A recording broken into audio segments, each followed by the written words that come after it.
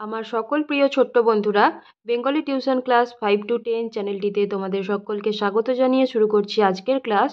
তো বন্ধুরা, আজকের ক্লাসে আমরা আলোচনা করব তোমাদের ষষ্ঠ শ্রেণীর পাঠ্য একটি গল্প, পশু পাখির ভাষা। এই পশু পাখির ভাষা প্রবন্ধটির লেখক হলেন সুবিনয় রায়চৌধুরী। তোমাদের আগেই বলেছি প্রবন্ধ কথাটির অর্থ কী, তো আরও একবার বলে দিই যে প্রবন্ধের বিষয়বস্তু হয় সত্যিকারের ঘটনা। প্রবন্ধের মধ্যে কোনো কল্পনার ছোঁয়া থাকে না।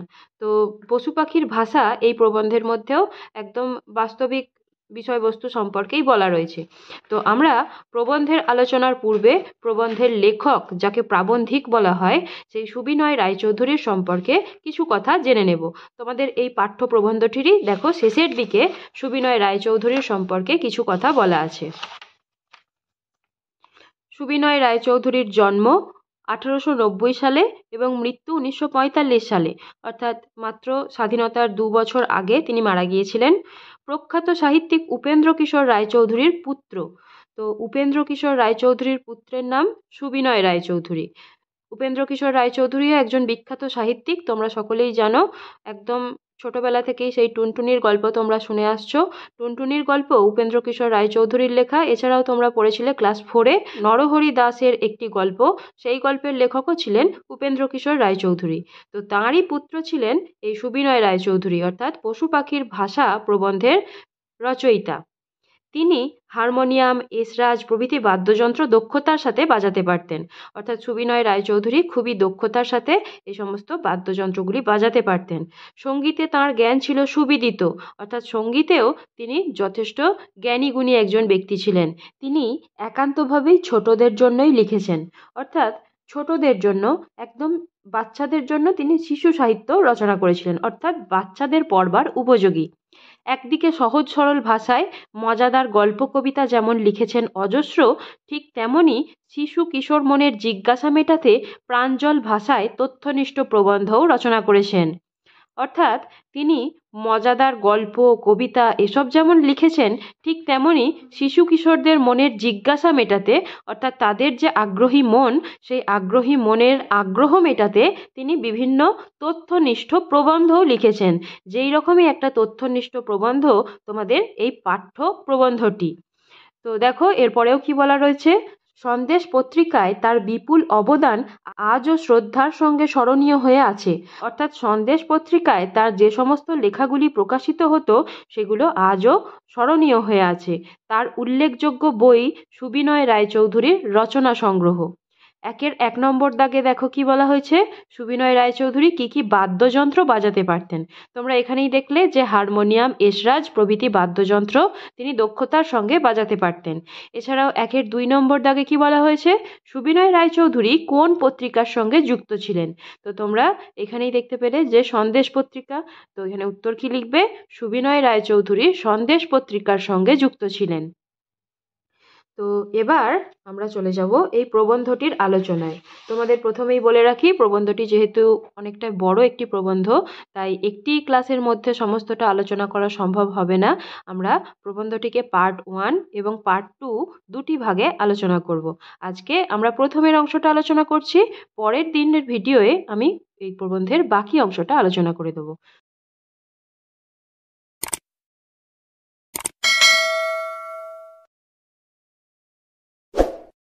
তো দেখো এখানে বলা হয়েছে, পশু পাখির কি ভাষা আছে? তারা কি মনের ভাবগুলি বিশেষ বিশেষ শব্দ দিয়ে প্রকাশ করে? পরস্পরকে বোঝাবার জন্য তারা কি কোনো ভাষা ব্যবহার করে? এই সব প্রশ্ন মানুষের মনে বহুকাল থেকেই জেগেছে এবং এই বিষয়ে নানান রকমের পরীক্ষা নিরীক্ষা বহুকাল থেকেই হয়ে আসছে। তো পশু পাখিদের সম্পর্কে মানুষের একটা আগ্রহ একদম বহু প্রাচীন কাল থেকেই রয়েছে। মানুষ কিন্তু অনেক আগে থেকেই লক্ষ্য করেছে পশু পাখিদেরকে, এবং মানুষ মনে মনে ভেবেছে যে পশু পাখির কি নিজস্ব কোনো ভাষা আছে? তারা কি তাদের নিজেদের মনের ভাবগুলো বিশেষ বিশেষ কোনো শব্দ দিয়ে প্রকাশ করে? তারা কি পরস্পরকে নিজেদের মনের ভাব বোঝাবার জন্য কোনো ভাষা ব্যবহার করে? তো এই সমস্ত প্রশ্ন বহু প্রাচীনকাল থেকেই মানুষের মনের মধ্যে রয়েছে। পশু পাখিরা অবশ্যই মানুষের অনেক কথারই অর্থ বোঝে। তো বিভিন্ন পশু পাখি দেখবে মানুষের করা অঙ্গভঙ্গি বা কথার অর্থ বুঝতে পারে।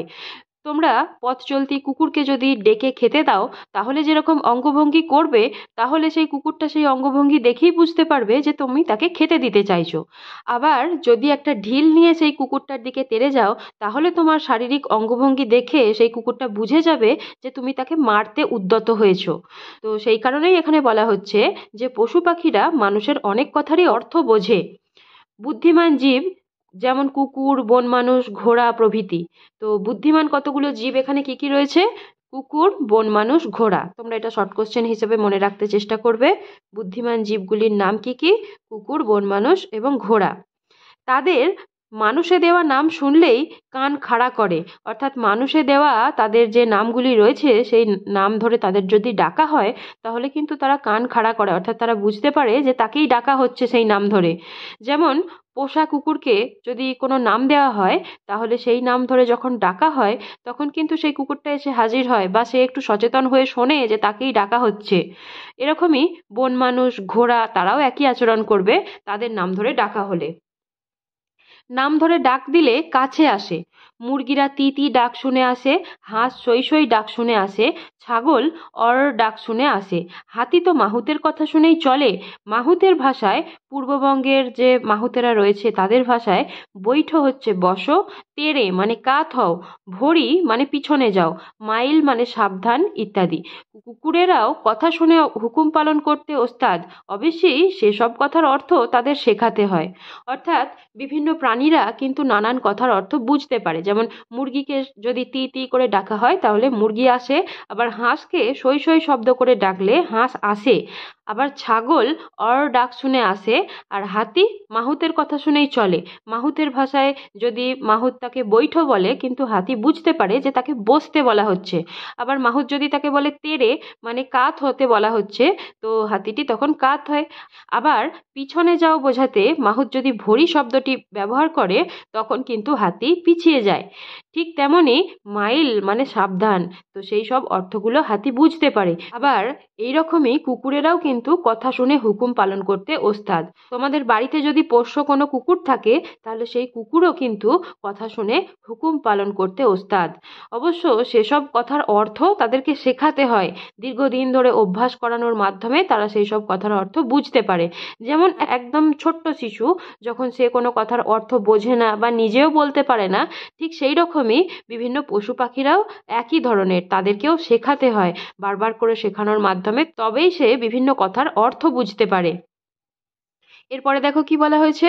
পশুরা মানুষের ভাষা কিছু কিছু বোঝে বটে, কিন্তু সে ভাষা তো তারা বলতে পারে না। পরস্পরকেও সেই ভাষার বুঝিয়ে দেওয়ার কোনো উপায় জানে না তারা। তো পশুরা মানুষের ভাষা বোঝে, কিন্তু সেই ভাষা তারা বলতে পারে না, বা সেইভাবে ভাষা বুঝিয়ে দেওয়ার কোনো উপায় তাদের কাছে নেই যে তারা নিজেদের মনের ভাব প্রকাশ করবে সেই ভাষা দিয়ে। সেইভাবে কিন্তু তারা ভাষা প্রয়োগ করতে পারে না। তাদের মুখের কয়েকটি বিশেষ শব্দ যে তাদের মনের ভাবকে প্রকাশ করে, সেই বিষয়ে কোনো সন্দেহ নাই। অর্থাৎ তারা মুখে এমনই ডাক দেয়, তাদের মুখের কয়েকটি শব্দ বা তাদের অঙ্গভঙ্গি যে তাদের মনের ভাবটাকে বুঝিয়ে দেয়, সেই বিষয়ে কোনো সন্দেহ নেই। তোমরা কোনো কুকুরের সামনে যদি খাবার দাও, সেই কুকুরটা যদি খুশি হয়, তার ল্যাজ নাড়া দেখে বোঝা যাবে যে কুকুরটা খুশি হয়েছে। আবার সেই কুকুরটা যদি মুখে নানান রকমভাবে শব্দ করে এবং তোমার দিকে তেড়ে আসে, তাহলেও তুমি বুঝতে পারবে যে কুকুরটা রেগে আছে। তো এইরকমই বিভিন্ন শব্দের মাধ্যমে তোমরা বুঝতে পারবে। বেড়াল বা কুকুর ঝগড়া করার সময় যে শব্দ করে, কান্নার সময় সে শব্দ করে না। দূর থেকে শুনেই বোঝা যায় ঝগড়া করছে কি কাঁদছে। অর্থাৎ দুটি কুকুর যখন পরস্পরের মধ্যে ঝগড়া করে বা দুটি বেড়াল যখন পরস্পরের মধ্যে ঝগড়া করে, তাদের ডাকের আওয়াজ শুনে বোঝা যায়, সেই আওয়াজটা তখন পার্থক্য ঘটে যায়। তাদের কান্নার আওয়াজ একরকম, ঝগড়া করার সময় তাদের আওয়াজ একরকম হয়। আবার যখন খুশি বা মনে আনন্দ হয়, তখন আবার আর এক রকম আওয়াজ করে। কুকুরের ঝগড়া আর রাগের শব্দে ঘেউ আছে, ভয় বা কান্নার শব্দে কেউ আছে। অর্থাৎ কুকুর যখন ঝগড়া করে বা রেগে যায়, তখন সে ঘেউ ঘেউ করে ডাকে। আবার ভয় বা কান্নার শব্দে সে কেউ কেউ করে ডাকতে থাকে। জাতভেদে শব্দের টানে আর গাম্ভীর্যে যায় একটু তফাৎ। তাহলে জাতভেদে কুকুরগুলোর ডাকের মধ্যে কিছুটা তরিতফাৎ দেখা যায়। আবার কোনো বড়সড় কুকুরের যেরকম ধরনের গলার আওয়াজ হবে, কোনো বাচ্চা কুকুরের হয়তো সেই ধরনের গলার আওয়াজ হয় না। তো সেইটাই বলা হচ্ছে এখানে যে জাতভেদে বা শব্দের টানে হয়তো বা গাম্ভীর্যে একটু তফাৎ দেখা যায়। বেড়ালেরও তেমনি সাধারণ আওয়াজে ম্যাও, মিউ ইত্যাদি আছে। বিড়ালেরা সাধারণভাবে যদি ডাকে তাহলে তারা ম্যাও বা মিউ বলে শব্দ করে, কিন্তু রাগ বা ঝগড়ায় আছে ওয়াও। দূর থেকে যদি তুমি শুনতে পাও কোনো বিড়াল ঝগড়া করছে, তখন শব্দটা শোনায় ওই রকমই, ওয়াও ওয়াও বলে বিড়াল চিৎকার করে। দূর থেকে শব্দ শুনেই বোঝা যায় ঝগড়া করছে কি কাঁদছে কি শুধু আওয়াজ করছে। অর্থাৎ তোমার দৃষ্টি আকর্ষণ করতে চাইছে। শুধুই আওয়াজ করলে সেই পশুটি বা পাখিটি তোমার দৃষ্টি আকর্ষণ করতে চায়, এটাই বোঝানো হচ্ছে। অনেক পশুই এই ধরনের শব্দ করে থাকে। পাখিরাও ভয়, রাগ প্রভৃতি প্রকাশ করবার জন্য বিশেষ বিশেষ শব্দ উচ্চারণ করে থাকে। বিপদের সময় পরস্পরকে জানাবার উপায়ও পশু পাখিরা বেশ জানে। তো নিজেদের মনের মধ্যেকার ভয় বা রাগকে প্রকাশ করবার জন্য পাখিরাও কিন্তু নানান ধরনের শব্দ ব্যবহার করে। তাদেরও বিভিন্ন সময়ে বিভিন্ন রকমের আওয়াজ করে একটা বার্তা দেওয়ার ক্ষমতা রয়েছে। যখন কোনো বিপদ আসে তখন দূরের পশুটিকে বা পাখিটিকে জানিয়ে দেওয়ার জন্য তারা এক রকমের চিৎকার করে। আবার যখন ঝগড়া করে তখন তাদের মধ্যে আর এক রকমের আওয়াজ হয়। সেটা খুব মন দিয়ে ধৈর্য ধরে শুনলেও তোমরা বুঝতে পারবে। রিউবেন কাস্টাং নামে একজন সাহেব বহুকাল পশুদের সঙ্গে ভাব পাতিয়ে বেরিয়েছেন। তো রিউবেন কাস্টাং নামের একজন সাহেব, তিনি বহুকাল পশুদের সঙ্গে ভাব পাতিয়ে বেরিয়েছিলেন। বনে জঙ্গলে থেকে পশুদের আচার আচরণ লক্ষ্য করেছেন। তিনি বলেন, আমি পশুর ভাষা বেশ বুঝি। কতবার আমি জংলি হাতির সামনে পড়েছি, বাঘের গরম নিঃশ্বাস অনুভব করেছি, প্রকাণ্ড ভাল্লুকের থাবা মুখের সামনে দেখেছি, গরিলা প্রায় জড়িয়ে ধরে ফেলেছে আমাকে, কিন্তু একটি জিনিস প্রত্যেকবারই আমাকে মৃত্যুর হাত থেকে বাঁচিয়েছে, সেটি হচ্ছে পশুদের ভাষার জ্ঞান। তো রিউবেন কাস্টাং সাহেব পশুদের ভাষা সম্পর্কে জানতেন। পশুদের ভাষা সম্পর্কে তার প্রচুর জ্ঞান ছিল। সেই কারণেই এইরকমভাবে নানান সময়ে বিপদের সম্মুখীন হওয়ার পরেও তিনি বেঁচে গিয়েছেন। সেই বিপদগুলো কি ছিল না, তিনি কখনো কখনো জংলি হাতির সামনে পড়েছেন, কখনো বা ঘাড়ের কাছে বাঘের সেই গরম নিঃশ্বাসটাও অনুভব করেছেন, আবার কখনো প্রকাণ্ড ভাল্লুকের থাবার সামনে গিয়ে পড়েছেন, আবার গরিলা কখনো তাকে প্রায় জড়িয়ে ধরে ফেলেছে। তো সেই সমস্ত বিপদের সামনে পৌঁছে একমাত্র নিশ্চিত মৃত্যুর হাত থেকেও তিনি বেঁচে ফিরেছেন একটাই কারণে। কী কারণ না, তিনি পশু পাখিদের ভাষার সম্পর্কে প্রচুর জ্ঞান অর্জন করেছিলেন। আমি পশুদের ভাষা কিছু কিছু জানি বলেই এতবার সাক্ষাৎ যমকে এড়িয়ে যেতে পেরেছি। অর্থাৎ এই যে রিউবেন কাস্টাং সাহেব, তিনি যখন বনে জঙ্গলে ঘুরে বেরিয়ে পশুদের ভাষা সম্পর্কে গবেষণা করেছেন, তখন কিন্তু তিনি পশু পাখিদের ভাষা সুন্দরভাবে শিখে নিতে পেরেছিলেন বা জানতে পেরেছিলেন বলেই সাক্ষাৎ মৃত্যুর কাছ থেকে তিনি অনেকবার ফিরে এসেছেন। সাক্ষাৎ যমকে তিনি এড়িয়ে গিয়েছিলেন। তো তিনি বেঁচে ফিরে এসেছেন একটাই কারণে, যে তিনি পশু পাখিদের ভাষা জানতেন। তো আজকে আমরা এতদূর পর্যন্তই আলোচনা করছি, আর পরবর্তী ভিডিওতে আমরা প্রবন্ধের বাকি অংশটুকু আলোচনা করে দেব। তো বন্ধুরা, আশা করছি তোমরা এই আলোচনা থেকে প্রবন্ধটির প্রথমের অংশটা বুঝতে পারলে। আর তোমরা কে কোথা থেকে এই ভিডিও দেখছো অবশ্যই কমেন্ট বক্সে আমাকে লিখে জানিও। আর এই আলোচনা যদি তোমাদের ভালো লেগে থাকে, তোমরা যদি আরও এইরকম ধরনের আলোচনা শুনতে চাও, তো তোমরা অবশ্যই ভিডিওটিতে একটি লাইক করে দিও, এবং যারা যারা এখনও চ্যানেলটি সাবস্ক্রাইব করোনি তারা অবশ্যই চ্যানেলটিতে একটি সাবস্ক্রাইব করে দিও। তো তোমরা সকলে ভালো থেকো, সুস্থ থেকো। আজকের আলোচনা এই পর্যন্তই।